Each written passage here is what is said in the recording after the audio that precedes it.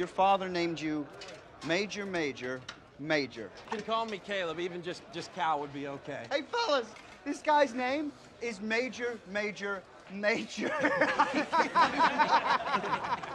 The next day, the colonel sought out Major and ordered him to attend a meeting, but Major was confused. He had no right to be there. The minimum rank required for the meeting was Major, and he was only a sergeant. It turned out the colonel's assistant had made a mistake. Major's name was identical to that of a major who'd been killed in action. This frustrated the colonel greatly. Headquarters would never allow a sergeant to join the meeting. Suddenly, the assistant suggested the colonel promote the sergeant on the spot.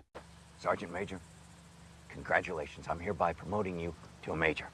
Congratulations. Get in. Major climbed into the car in utter disbelief. It wasn't just a 3-rank jump, it was an unprecedented leap into legend. After the meeting, Major was shown to his new office. Listening to his upcoming daily schedule, he felt dizzy with overwhelm. Determined not to expose that he was out of his depth, Major refused to meet with anyone, not even his own assistant. Meanwhile, the colonel noticed a section of land that hadn't been bombed, and immediately started mocking the soldiers for slacking off. It's a Vatican, sir.